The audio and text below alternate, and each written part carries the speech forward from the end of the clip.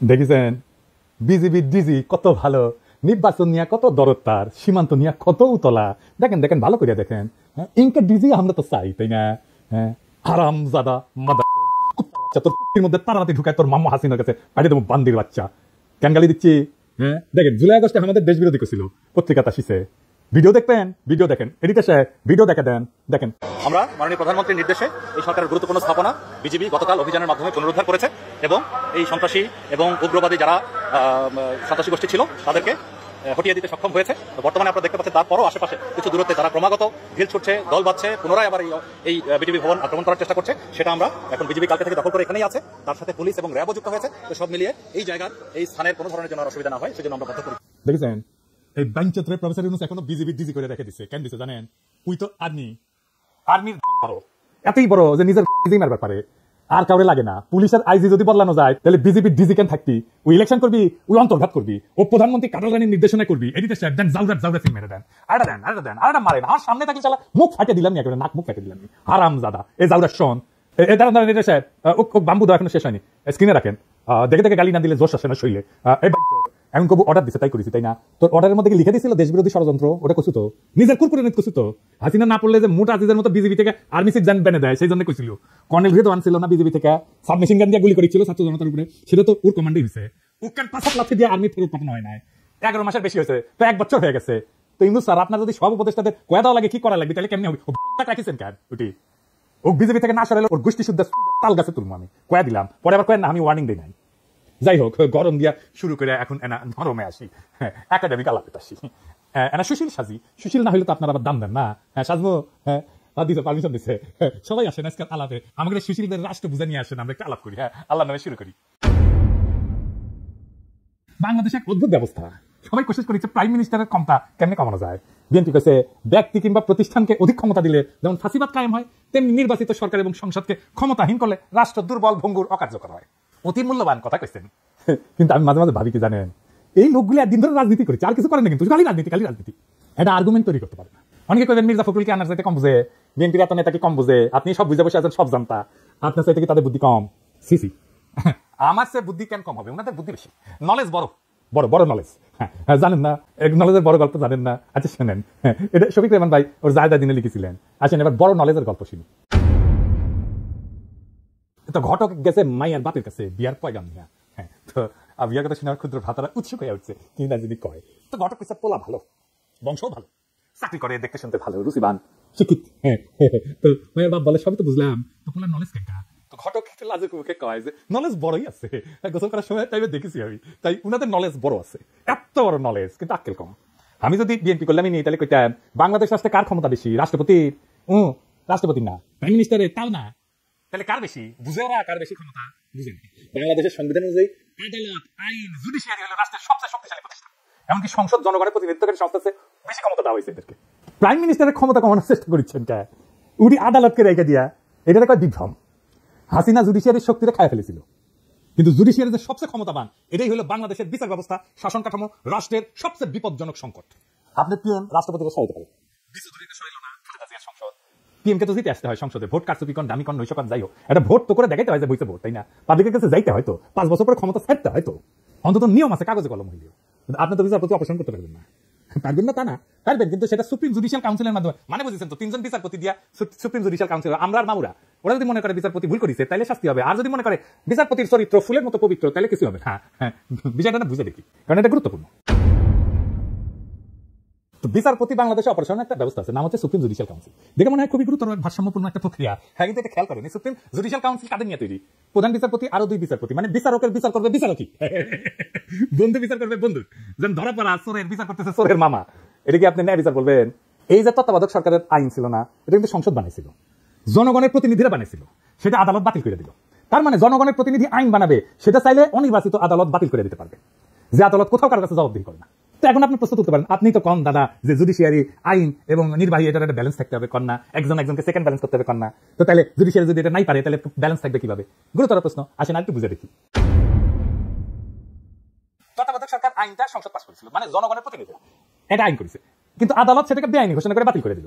এই প্রক্রিয়া আদালত নিজেই হয়ে ওঠে সর্বোচ্চ ক্ষমতাধর, অথচ সে আদালত সরাসরি জনগণের কাছে জবাবদিহি করে না। এখানে একটা গণতান্ত্রিক দ্বন্দ্ব সৃষ্টি হয়, সংসদ বনাম আদালত। কার হাতে তাহলে চূড়ান্ত কর্তৃত্ব? এটা গুরুত্বপূর্ণ একটা রাষ্ট্রীয় প্রশ্ন, দার্শনিক প্রশ্ন, রাষ্ট্রনৈতিক প্রশ্ন। ধরেন ইসলাম, এটা একটু বোঝার জন্য যে আসলে কার হাতে চূড়ান্ত ক্ষমতা, এটা বোঝার জন্য আমি তো ইসলামী ধারণার একটা ব্যাখ্যা নিয়ে আসি। ধরেন ইসলামে আপনি আল্লাহ তাআলার কোন শরীক কল্পনা করতে পারবেন না। আল্লাহ ছাড়া কোনো উপাস্য নাই, লা ইলাহা ইল্লাল্লাহু মুহাম্মাদুর রাসূলুল্লাহ, হযরত মুহাম্মদ সাল্লাল্লাহু আলাইহি ওয়াসাল্লাম তার প্রেরিত নবী, আল্লাহর কোনো শরীক নাই এবং হযরত মুহাম্মদ উনার প্রেরিত নবী। এই ফান্ডামেন্টালটা না মানলে আপনি মুসলমান না। আপনাকে ইসলামের দরজা অতিক্রম করার সময় এই কলেমা উচ্চারণ করতে হবে। ঠিক সেইভাবে রাষ্ট্রের বেসিক ধারণা হচ্ছে জনগণ রাষ্ট্রের মালিক, এইটা আগে আপনাকে বুঝতে হবে। তার ক্ষমতা সার্বভৌম, গণ অভিপ্রায়, জনগণের আকাঙ্ক্ষা, এটা সর্বোচ্চ আইন। গণতন্ত্রে আইন বানানোর অধিকার কেবলমাত্র নির্বাচিত প্রতিনিধিদের।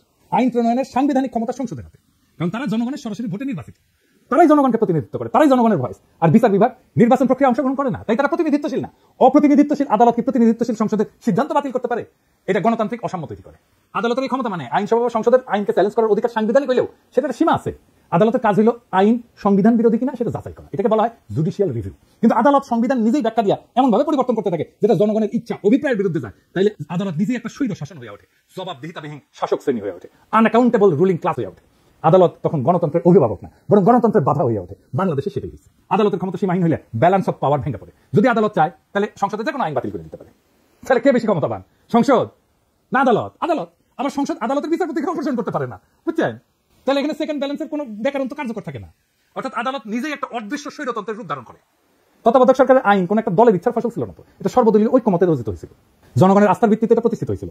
আদালত এটাকে শুধুমাত্র ব্যাখ্যার খেলা দিয়ে বাতিল করে দিল। তাহলে তো আইনের যে একটা গণতান্ত্রিক ভিত্তি আছে সেটাই প্রস্তাবিত হয়ে পড়ে। তো আদালতের একটা ভূমিকা থাকা জরুরি, কিন্তু সেটা সীমিত। সেটা কি আসলে আরেকটু বুঝে দেখি।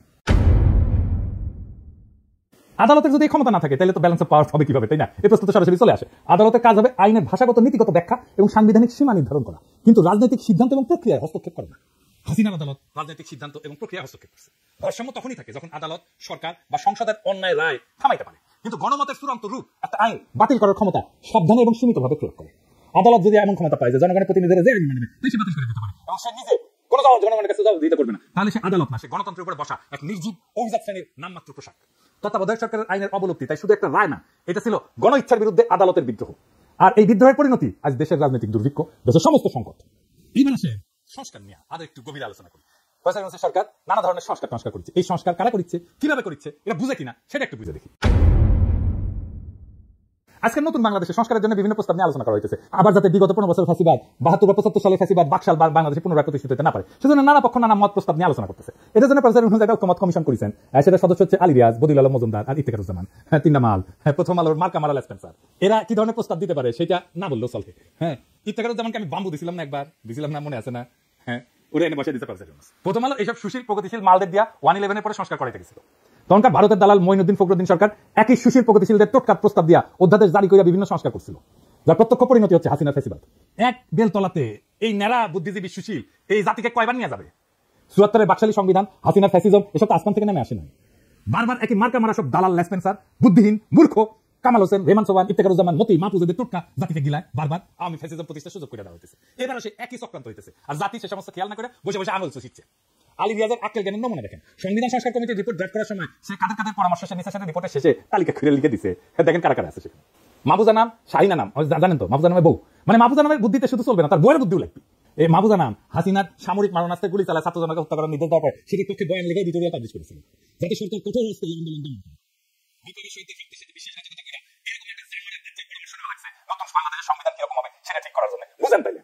আরো আছে প্রথম আলোর মতি, খুশি কবি, সবচেয়ে বড় আওয়ামী লেসপেন্সার রেহমান সোবান, মইনুল ইসলাম। হে খোদা, আমার উঠায় নাও, নয়তো দড়ি ফেলাও বায় উঠা যায়। এর চেয়ে আওয়ামী লীগকে বলা হোক একটা সংবিধান ড্রাফট করে দিতে। হুদাইতে সংস্কারের বালসাল নাটক করে মানুষকে বোকা বানানোর দরকার কি? আর শহীদের রক্তের সাথে প্রহসন করার দরকার কি? রেহমান সোবান, মাহফুজা নাম, খুশি কবির, মতিউর রহমান, মইনুল ইসলাম, এরাই যদি নতুন বাংলাদেশের কারিগর হয়, তাহলে অমি পিয়াল, নিজুম মজুমদার, মুনতাসির মামুন, শাহরিয়ার কবির, এম এ আকাশ, রামেন্দ্র মজুমদার, পীযূষ বন্দ্যোপাধ্যায়, সুবর্ণা মোস্তফা, এরা কি দোষ করলো?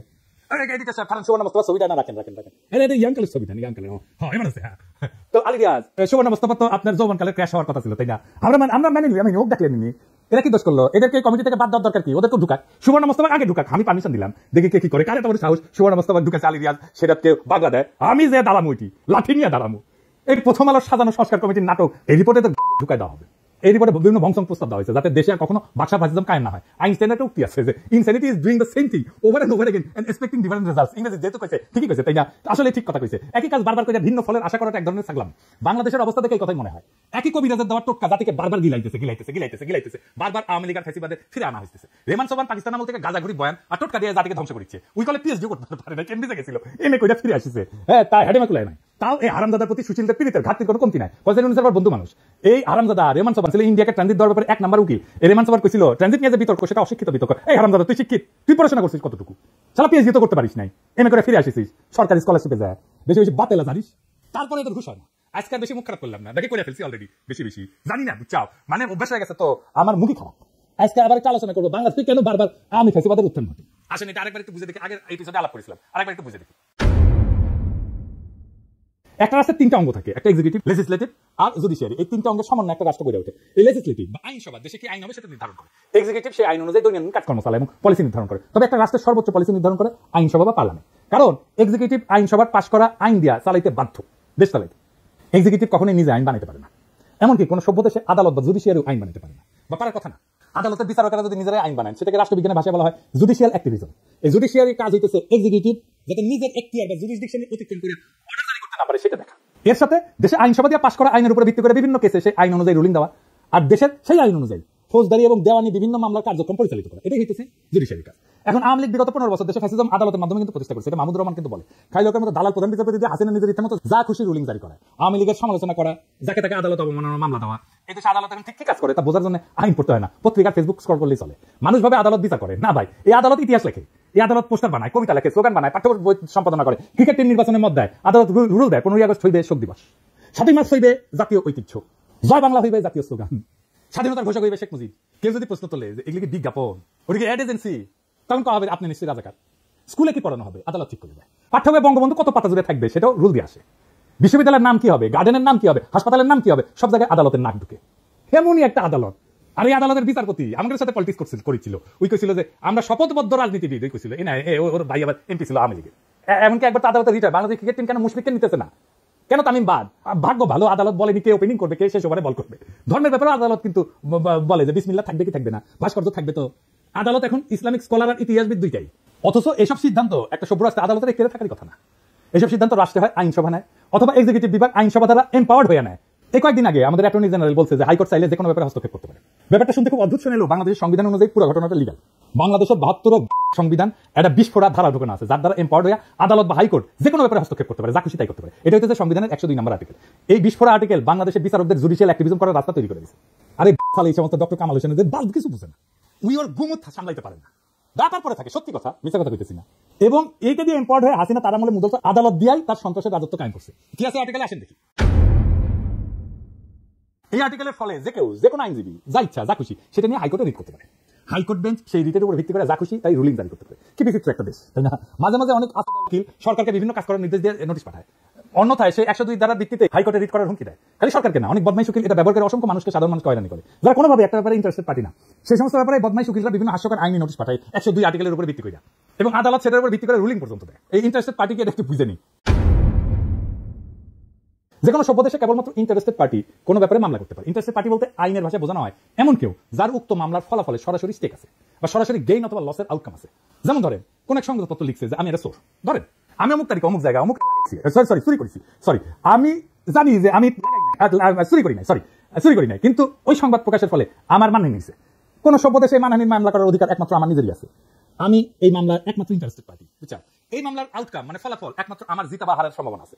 এখন যদি কুমিল্লার মোখলেস মোল্লা অথবা গোপালগঞ্জের উকিল হরিদাস পাল আদালতে গিয়ে মামলা করে যে অমুকের মানহানি অমুক করেছে অথবা অমুকের বিরুদ্ধে এত টাকা ক্ষতিপূরণ দাবি করে আমি মামলা করেছি, ব্যাপারটা যে কত বড় হাস্যকর হবে সেটা বলার অপেক্ষা রাখে না। আমার নামে এরকম মামলা করেছে, আমি নাকি হাসিনা শেখ মুজিবের অপমান করেছি, তার ভাবমূর্তি ক্ষুণ্ণ করেছি, এজনকে সিলেটে একটা মামলা করেছে, গোপালগঞ্জে একটা মামলা করেছে, কতগুলো। আমার সেদিন জিজ্ঞাসা ঢাকার ডিসি যে দাদা আপনার নামে কি কি মামলা আছে, আমি নিজেই জানি না রে ভাই, মাঝে মাঝে শুনেছি এই জায়গায় মামলা আছে, কতগুলো মামলা আছে আমি গোনা বাদ দিছি। এরকম হাজার হাজার ঘটনা ঘটছে, মামলা হয়েছে, জেল পর্যন্ত হয়েছে, সেসব মামলার উপরে ভিত্তি করে। সত্যি সেলিক কি বিচিত্র এই দেশ। অথচ এই ব্যাপারে সংস্কার করার কথা নিয়ে কোনো কেউ প্রপোজাল দেয় না। কারণ সব জায়গায় বলা হইতেছে দেশে এক্সিকিউটিভ লেজিসলেটিভ জুডিশিয়ারির মধ্যে একটা ক্ষমতার ভারসাম্য আনা লাগবে। কিভাবে লাগবে সে ব্যাপারে সংস্কার কমিটির রিপোর্টে অনেক ভংসং প্রস্তাব আছে। যেমন ধরেন কইছে হাইকোর্টের শাখা বাড়ানো লাগবে, হাইকোর্টের শাখা বাড়াইলে কিভাবে ভারসাম্য আসবে সেটা কোনো ব্যাখ্যা নাই। হাসিনার আমলে আদালত প্রত্যেকটা ব্যাপারে নাক গলায় হাসিনার পাশে রাজত্ব কায়েম করতে সাহায্য করছে। কালামানিক সব জায়গায় নাক গলানোর বার এমনই পাইছিল যে লিগের স্পিকার আব্দুল হামিদ পর্যন্ত সেটাতে বিরক্ত হয়ে বলছিল বেশি বাড়াবাড়ি করলে জনগণ আদালতের বিরুদ্ধে উঠে দাঁড়াইতে পারে। এমনকি খালি এক্সিকিউটিভের ব্যাপারে নাক গলানো না, বিভিন্ন সময় দেশে কি আইন হওয়া উচিত কি হওয়া উচিত না সেটা পর্যন্ত আদেশ জারি করেছে। সংবিধানের স্পষ্ট লেখা থাকতে হবে আদালত বা জুডিশিয়ারি কোনোভাবে জুডিশিয়াল অ্যাক্টিভিজম করতে পারবে না। তারা কেবলমাত্র দেশে বিদ্যমান আইনের উপর ভিত্তি করে রায় দিতে পারবে। জনগণের যদি কোনো আইন পছন্দ না হয় অথবা কোনো আইন বানানোর ইচ্ছা হয় তাদেরকে তাদের এমপির সাথে কথা বলে সেই বিল সংসদে আনার ব্যবস্থা করতে হবে। সংসদ সদস্যদের মূল কাজ এলাকার উন্নয়ন করা না। এরা যা বলবে আমি আপনার এলাকার উন্নয়ন করে দেবো, এটা তার কাজ না, এটা কাজ পৌরসভার কাজ এমপিরে দিয়ে করায় না। তাদের মূল কাজ আইনসভার বিভিন্ন আইন নিয়ে আলোচনা করে ভোটাভুটি করে আইন বানানো। এই সাধারণ তথ্যটা দেশের অধিকাংশ মানুষ জানে না। আর একটা হাস্যকর অভ্যাস এই জাতির কাছে আছে, কিছু হলে সবকিছুতে আদালতে মামলা করে দেয়। যেমন বিপ্লবের পরে আওয়ামী লীগকে নিষিদ্ধ করা লাগে, এটা নিয়েও আদালতে মামলা করতে গেছিল পোলাপাই, আদালতে রিট করে। অথচ একটা রাষ্ট্রের সিদ্ধান্ত নেওয়ার অধিকার সেই রাষ্ট্রের আইনসভা, যারা ওই দলকে নিষিদ্ধ করে আইন করতে পারে অথবা সংবিধানে ওই দলকে নিষিদ্ধ করে দিতে পারে। যেমন জার্মানিতে নাজি পার্টি, ওদের আইনসভায় পাশ হওয়া নাজিদের নিয়ে করা স্পেসিফিক আইন দিয়ে নিষিদ্ধ। ইতালিতে ফ্যাসিস্ট পার্টি একদম সাংবিধানিকভাবে উল্লেখ করে নিষিদ্ধ করা হয়েছে। এখানে আদালতে গিয়ে মামলা করে তাদেরকে টেনে আনা এই আশায় যে তারা রায় দিবে অমুক দল নিষিদ্ধ, এটা চূড়ান্ত নির্বুদ্ধিতা। কোন আদালত দেশের আইনসভা বা এক্সিকিউটিভের কাজ করতে পারে না। আজব চিন্তা ভাবনা সবার। এটা গেল জুডিশিয়ারির ব্যাপারে কথা। এখন আসে এক্সিকিউটিভ আর লেজিসলেটিভ মানে আইনসভার মধ্যে ব্যালেন্স অফ পাওয়ার নিয়ে। বাংলাদেশে বারবার ফ্যাসিজম তৈরি হয় কারণ দেশ সংবিধানে পার্লামেন্টারি শাসন ব্যবস্থা। এখানে আইনসভার নিয়ন্ত্রণে যেই মানুষ আর পার্টি, সেই একই মানুষ আর পার্টি নির্বাচনের মাধ্যমে একবার দেশের এক্সিকিউটিভ ব্যবস্থা কর্ণধারা সর্বসর্বা হয়ে ওঠে। যদি এক্সিকিউটিভ আর লেজিসলেটিভ নির্বাহী এবং আইন একই মানুষের অধীনে থাকে তাহলে এটি ফ্যাসিজম। এই পার্লামেন্টারি ব্যবস্থা পৃথিবীর যে সমস্ত দেশে অ্যাপ্লাই করা হয়েছে সেখানে অসংখ্যবার ভয়ঙ্কর রকমের ভাবে দখল করছে। কোথায় কোথায় করছে শুনবেন? প্রথম বিশ্বযুদ্ধের পর যখন ইউরোপে বিভিন্ন দেশে এই যে রাষ্ট্রযন্ত্রের পতন হয়, রিপাবলিক হয়, যেখানে এই ব্যবস্থা সংবিধানে ঢুকানো হয়েছে সেখানে ভয়ঙ্করভাবে ফ্যাসিজমের উত্থান হয়েছে। আমি একটা আলোচনা করছিলাম পার্লামেন্টারি ব্যবস্থা সেখানে কাজ করে যেখানে একজন রাজা আছে, কিং আছে। জার্মানি, ইতালি, স্পেন সব জায়গায় পার্লামেন্টারি ব্যবস্থা ডিজাস্টার হয়েছে। দ্বিতীয় বিশ্বযুদ্ধে বেদম মার খাওয়ার পরে এরা শান্ত আছে, তাও আমেরিকান সৈন্য গ্যারিসন থাকার কারণে। তৎকালীন ইস্টার্ন ইউরোপেও এই পার্লামেন্টারি ব্যবস্থা হাঙ্গেরি, রোমানিয়া ডিজাস্টার করছে। ফ্রান্সে যতদিন পার্লামেন্টারি ব্যবস্থা ছিল ততদিন ফ্রান্সে ততই অবস্থা ছিল, তালমাটাল অবস্থা ছিল। ফ্রান্সের থার্ড রিপাবলিক মানে 1870 থেকে 1940 পর্যন্ত এই 70 বছরে কয়বার সরকার বদল হয়েছে জানেন? শুনবেন, 101 বার। গড়ে 8 মাসে একটা নতুন সরকার আসতো। এরপর ফ্রান্সের চতুর্থ রিপাবলিক 1946 থেকে 1958, এই 12 বছরে কয়টা সরকার আসছে জানেন? 21টা সরকার আসছে। এই অরাজকতার ফলে বিভিন্ন কারণে 1958 সালে চার্লস দ্য গল ফ্রান্সের নতুন সংবিধান রচনা করে এবং ফ্রান্সে প্রেসিডেন্সিয়াল সরকার ব্যবস্থা রূপান্তরিত হয়। এখন কিন্তু এটা পঞ্চম ফ্রেঞ্চ রিপাবলিক। একটা রাষ্ট্রে যদি এক্সিকিউটিভ আর আইনসভা একই নির্বাচন দিয়ে নির্বাচিত হয় তাহলে সেটা ইউরোপের যেখানে ইনস্টিটিউশন অনেক স্ট্রং সেখানে ভয়াবহ ডিজাস্টার করে। বাংলাদেশের মতো তৃতীয় বিশ্বের দেশটা একটা ডিজাস্টার করবেই, এটাই স্বাভাবিক। আপনার বসে বসে চাই দেখবেন আলী রিয়াজ যে করতেছে, দেখবেন 20 বছর পরে কি হয়। তখন আলী রিয়াজ দেখেন কি বলে, এটা একদম ডিজাস্টার করবে। ওরা বেশি বুঝে এই সমস্ত গুলোকে টেনেন্স, এরা রাষ্ট্র বোঝে না, রিপাবলিক বোঝে না, কিছু বোঝে না, আলী রিয়াজও বুঝে না, মনে করে ভাত দেখায় বুঝে, কিছুই বুঝে না। আচ্ছা দেখেন, আপনারা তো জানেন আমার তো কিছু সামান্য হইলে একটু ধারণা আছে, তাই না? আমার সাথে আলাপ করেছে, করেনি, আলাপ করবে না আমার সাথে, কারণ জানে আমার সাথে আলাপ করতে 5 মিনিট টিকবে না এগুলো। এই কারণে বাংলাদেশের নতুন সংবিধানে এক্সিকিউটিভ নির্বাচন আলাদাভাবে হইতে হবে। দেশে এক্সিকিউটিভের প্রধান হচ্ছে রাষ্ট্রপতি। রাষ্ট্রপতি নিজেই সরাসরি জনগণের ভোটে নির্বাচিত হয়ে আসবে। রাষ্ট্রপতি নিজেই এক্সিকিউটিভ, ডে টু ডে প্রশাসনের পলিসি নির্ধারণ করবে। এর জন্য উনি একটা ক্যাবিনেট নিয়োগ দেবে বিভিন্ন এক্সিকিউটিভ ডিপার্টমেন্ট চালানোর জন্য। সব সিদ্ধান্ত রাষ্ট্রপতি নিজেই নেবে, কোনো প্রধানমন্ত্রী থাকবে না। রাষ্ট্রপতির মেয়াদ 4 বছর বা 5 বছর হবে, কিন্তু এক্সিকিউটিভ হিসেবে রাষ্ট্রপতি কোনো আইন বানাইতে পারবে না এবং উনার সমস্ত অর্ডার সিদ্ধান্ত বিদ্যমান আইনের মধ্যে থাকতে হবে। রাষ্ট্রপতি কোনো অধ্যাদেশ জারি করে আইনসভার কাজ নিজে করতে পারবে না। রাষ্ট্রপতি খালি দেশে বিদ্যমান আইনের বাস্তবায়ন করে একটা এক্সিকিউটিভ কাজ চালাইতে পারবে। দেশে কোনো আইনের দরকার হলে, আইন বাতিল করতে হলে আইনসভার মিটিং ডাকতে হবে এবং সেখানে কেবলমাত্র আইনসভার সদস্যরা ভোট দিয়ে কোনো সিদ্ধান্তে আসবে। এই সংসদের সদস্যরা সম্পূর্ণ আলাদা নির্বাচনে আলাদাভাবে জনগণের সরাসরি ভোটে নির্বাচিত হবে। দেশে যখন এক্সিকিউটিভ আর লেজিসলেটিভ মানে নির্বাহী এবং আইন এইভাবে সম্পূর্ণ সেপারেট হয়ে যাবে তখন কেবল দেশে ফ্যাসিজমের উত্থান ঠেকানো যাবে। দেশের বাজেট আইনসভা পাশ করবে এবং পার্লামেন্ট রাষ্ট্রপতিকে যেই বাজেট দিবে রাষ্ট্রপতি সেই বাজেট দিয়ে ওই অর্থ বছরের ব্যয়ভার বহন করবে। এখন সরকার বা এক্সিকিউটিভ চাইলে বা প্রাইম মিনিস্টার চাইলে যে কোনো মানুষের উপরে চাপাই দিতে পারে কর, কারণ এক্সিকিউটিভ আর আইনসভা একই জিনিস। তো রাষ্ট্রের দুইটা বিভাগ যদি একই হয় তাহলে এটাই তো ফ্যাসিজম আর স্বৈরাচার। এই সমস্ত সুশীলদের মাথায় ঢুকিচ্ছে না, আমি এটা বুঝি না। প্রেসিডেন্সিয়াল ব্যবস্থাতে রাষ্ট্রপতি চাইলে কর বাড়াইতে বা কমাতে পারবে না, এই ক্ষমতা সম্পূর্ণভাবে আইনসভার উপরে ন্যস্ত থাকবে। কিন্তু প্রাইম মিনিস্টার হাসিনা পারে, আইনসভার কাজ হবে আইন নিয়ে। রাষ্ট্রপতির মেয়াদের মাঝখানে আইনসভার একটা নির্বাচন থাকা লাগবে মিড টার্মের মতো, যাতে জনগণ তাদের মতামত প্রকাশ করতে পারে রাষ্ট্রপতির টার্মের মাঝখানে। এই জন্যই আইনসভার একটা সদস্যের মেয়াদ হবে 2 থেকে 2.5 বছরের মতো। সংবিধানে কোনো 70 অনুচ্ছেদ থাকবে না, কারণ যেহেতু রাষ্ট্রপতি আলাদাভাবে নির্বাচিত এবং মেয়াদ নির্দিষ্ট, আইনসভায় দল বদল কইরা অথবা দলের বিপক্ষে ভোট দেওয়া সরকার ফেলায় দেওয়ার কোনো প্রশ্ন আসছে না। প্রত্যেকটা সদস্য নিজের বিচার বুদ্ধির উপর ভিত্তি কইরা কোনো বিলে ভোট দিবে। রাষ্ট্রপতি যদি নিজের ইমেজ আর যোগ্যতায় একবার নির্বাচিত হয়ে আসে এবং তাহলে রাষ্ট্রের এক পক্ষের আর এক পক্ষের পাঁচাটার কোনো প্রশ্ন ওঠে না। সুপ্পোজ এরকম হাসিনা কদম বুঝি করতো, সেটা হবে না। গত 3 মাস ধরে মাননীয় প্রধানমন্ত্রীকে সালাম করতে গেলে উনি আমার সালাম দিতেন না। তা আমি দেখতাম ওনার চরণের ধুলো আমি পাই না। আমার মিশ্র প্রতিক্রিয়া হচ্ছিল যে উনি কেন আমার সালাম নেন না, থাক বলে। এটাই বিএনপি আর জিয়াউর রহমানের আসল অরিজিনাল ভিশন। জিয়াউর রহমান আলাদাভাবে রাষ্ট্রপতি নির্বাচনে ওসমানীকে হারায় নির্বাচিত হয়েছিলেন, সংসদ নির্বাচন আলাদাভাবে হয়। রাষ্ট্রপতি সরকার ব্যবস্থার সাথে পাওয়ারফুল সংসদ আর প্রত্যেকের একটা ওয়েল ডিফাইন্ড জুরিসডিকশন, এটাই একমাত্র বাংলাদেশে ফ্যাসিবাদ ঠেকানোর উপায়। আলী রিয়াজ যে টোটকা দিছে যে সংসদ নেতার প্রধানমন্ত্রী আলাদা ব্যক্তি হবে, এটা একটা সলিউশন। আমি এটা নিয়ে এপিসোড করেছি না। এর ফলে কি হবে? এর ফলে হাসিনা প্রধানমন্ত্রী হয়ে সুপ্রিমোকে কাউকে সংসদের প্রধান বানাবে। এইসব প্রথম আলোর সুশীল প্রগতিশীলদের হাতুড়ে চিকিৎসা নিতে নিতে এই জাতি আর দেশ মরণ প্রায়। এটা যে কোনো মহলে বন্ধ করতে হবে। রাষ্ট্রপতি শাসিত সরকার ব্যবস্থা, যেখানে রাষ্ট্রপতি খালি সংসদে পাশ করা আইন আর বাজেটের উপর ভিত্তি করে অর্ডার জারি করতে পারবে, যেখানে কোনো জুডিশিয়াল অ্যাক্টিভিজম থাকবে না, একমাত্র এটাই হতে পারে বাংলাদেশকে চিরতরে ফ্যাসিবাদ থেকে মুক্ত করতে। আজ আমরা ইতিহাসের এমন এক সন্ধিক্ষণে দাঁড়ায় আছি যেখানে আরেকটা বার ভুল মানে গোটা ভবিষ্যৎ হারানোর সামিল। আমরা সময় দিতে পারি না সেই সব তথাকথিত সংস্কারকদেরকে যারা শতবার ব্যর্থ হয়েছে, তবু আবার তাদের সেই পুরানো ফর্মুলা চাপাই দিতে চায়। না, এবার আর হবে না। এই দেশের জনগণ এখন জানে গণতন্ত্র মানে পোস্টারে লেখা কথা না, জনগণের হাতে থাকা আইনের মালিকানা। জনগণ এখন বুঝে গেছে বিচার ব্যবস্থা যখন ফ্যাসিবাদের হাতিয়ার হয়ে ওঠে, তখন তার সংস্কার না, প্রয়োজন হয় রূপান্তরের। আমরা চাই না আরেকটা হাসিনা, আরেকটা বাকশাল, আরেকটা মুজিব, আরেকটা ৭২-এর ক্লোন রাষ্ট্র। আমরা চাই এমন এক নতুন শাসন ব্যবস্থা যেখানে আইনসভা, নির্বাহী এবং বিচার ব্যবস্থা পরস্পরকে নিয়ন্ত্রণ করবে। প্রভু না হবে পর্যালোচক, যেখানে রাষ্ট্রপতি হবে জনগণের সরাসরি ভোটে নির্বাচিত এবং সংসদ হবে মুক্ত বিবেকের মঞ্চ, কোন নেতার পদচুম্বনের জায়গা না।